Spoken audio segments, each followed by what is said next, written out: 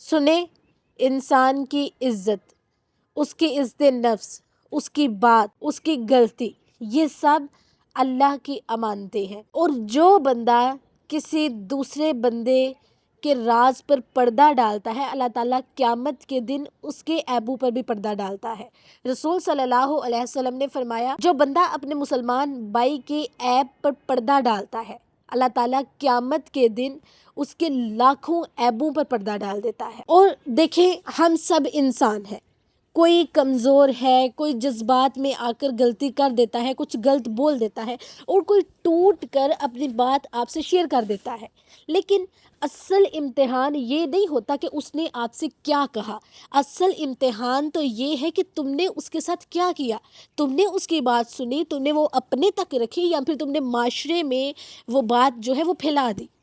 اصل امتحان یہ ہے کہ تم نے کیا کیا۔ کسی کا راز آگے پہنچا دینا یہ بہت آسان ہے، غلطی کا مزاح بنانا آسان ہے، لیکن دلوں کو جوڑنے والا بننا یہ مومن کی نشانی ہے۔ اور مومن کیسے ہم بنیں گے؟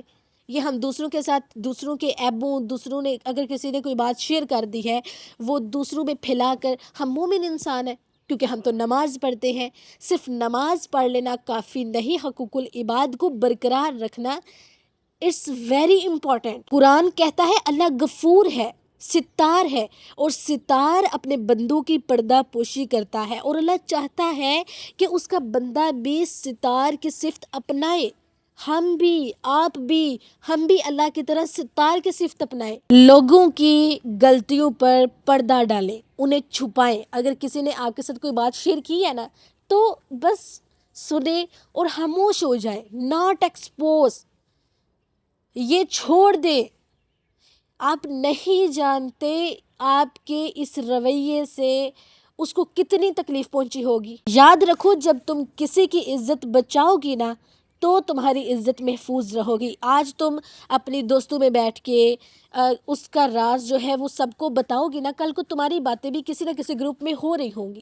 تو اپنے آپ کو اس چیز سے بچانا ہے تو دوسروں کو پہلے بچاؤ، اور جب تم دوسروں کی عزت بچاؤ گی نا تو پھر کل کو قیامت کے دن قبروں میں جہاں کوئی تمہارے ساتھ نہیں ہوگا، وہاں اللہ تعالیٰ تمہارے ساتھ ہوگا۔ وہاں یہ جو تمہاری نیکی تم نے کی ہوگی نا وہ نور بن کر چمکے گی۔ یاد رکھیں، مومن وہ ہے جو زبان سے نہیں دل سے لوگوں کو محفوظ رکھے۔ اللہ ہمیں ستار کی صفت اپنائے اور ہمیں دوسروں کے راز کو راز رکھنے کی توفیق عطا فرمائے۔ آمین یا رب العالمین۔